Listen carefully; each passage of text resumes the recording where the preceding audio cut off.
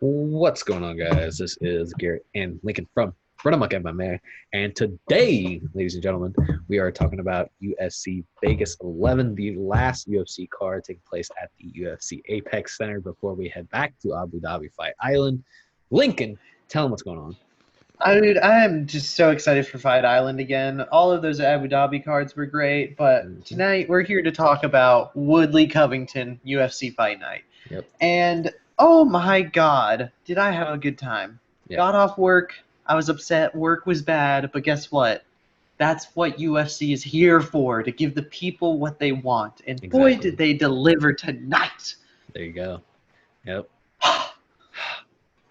So, anyway, talking about specifically in this video, you guys, we wanted to go over the prelims. We had some great prelims. We always have great prelims. Prelims always seem to be the things that deliver.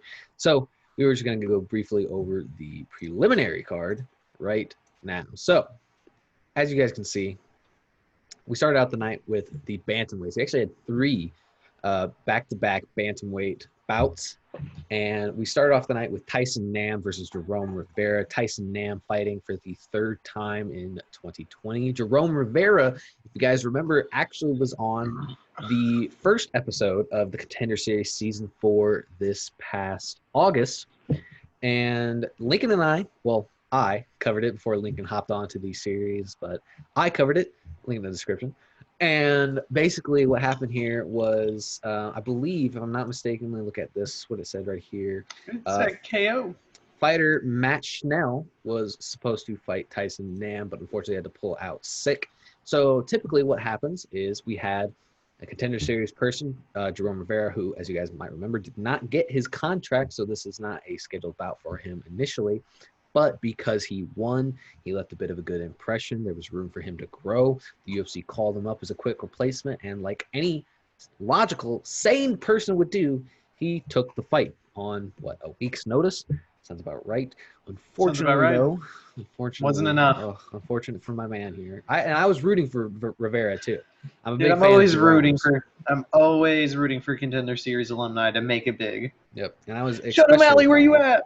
Exactly, and I was especially fond of Rivera in his pre-fight story for the Contender Series. I was very happy he won his bout, despite him probably not having. He probably shouldn't have won that bout, but he did. And I was especially pleased to see him make his UFC debut. Unfortunately, this is why he didn't get the contract. It was just not his night, like you said. Tyson Nam pretty much flatlined him in round number 2 pretty early on. Pretty much was just kind of looking for that hook pretty much the whole night, and just got it. And Jerome Rivera just didn't really have a means to fight it off. Unfortunate for him, but you know, he made his UFC debut. Is he going to be able to come back? We don't know. Hopefully we can see him again in the future because he's only 25. He still has room to grow. He still has room to improve. So just looking forward to that if that ends up happening.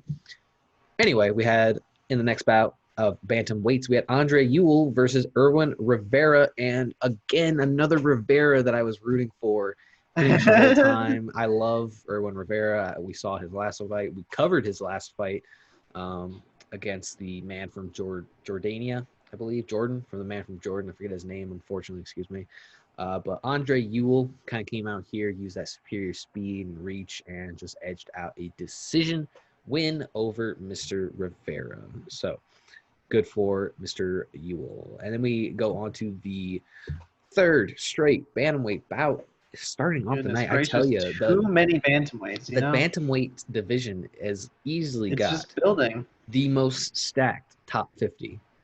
It's crazy how many guys are just there and how many guys are just skill killers. But we had Randy Costa versus Journey Newsom. This kind of just was this was kind of one of those things where it was a simple textbook. You know, you go in with a jab and you cause the guy to slip off to the right, and you meet him right there with your foot to the face. Nice little high head kick and knock him out. Beautiful. I definitely looked down at my phone for 2 seconds while I was watching this fight and missed it. Watch the replays, though. Crazy. Yeah. Crazy. Absolutely great. Yep. It was pretty nice. And then we go into the first featherweight bout of the night, and this is where we had our second Contender Series alumni from this past season, season 4. Fucking Laramie, dude. TJ Laramie, the man from Dude, Windsor, we're talking Ontario. so much good stuff about him too. Yeah, I mean, he was because he showed out in his Contender Series debut, and that's why he even got the contract. I mean, he did great. He performed well. The problem, man, he took that takedown right into that submission, man, right into the guillotine. He really did. And that's the thing, though. Again, looked away for 2 seconds. Yeah. Missed it.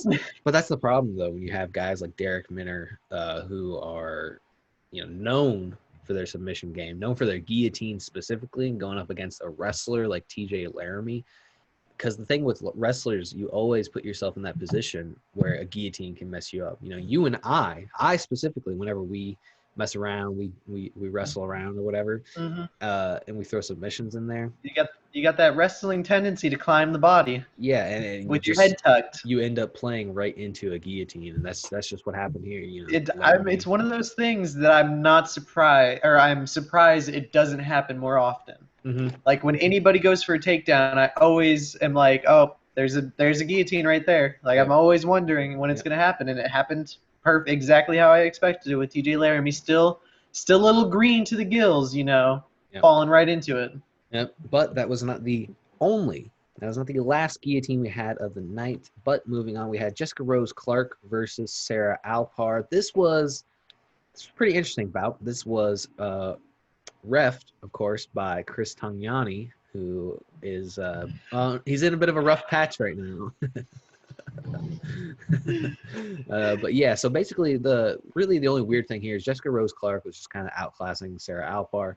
However, I thought Dominic and Paul Felder were going to start fighting. Really? They got a little heated whenever they were in the commentating table. Like it sounded like one of them might just go, you know what? Takes the headphones off. Yeah. They sounded like they were getting a little heated, but then they found some because they were arguing over the clinch stuff, right? Yeah, they were arguing about the different rules and the different whatevers and if it was illegal or not, and they just got a little heated. Basically, for context, what had happened was Jessica Rose Clark delivered a knee right to Alpar's face as Alpar was sinking to the canvas against the cage, and referee Chris Tagliani called a stop to the action because he thought that the knee was illegal. And broke one of the only rules that they tell us at the beginning of every single UFC event. Yeah, is that you cannot call for a replay and then resume the action. Once a replay has been called, the fight cannot be restarted. However, Chris Tagliani apparently redacted. Didn't care. Yeah, he basically redacted his statement and resumed the fighters in a position similar to where the fight ended. And basically, like 2 minutes later, called a stop to the action anyway, do a KO TKO, because by that point, after that initial knee to the face, Alpar had very little left to give.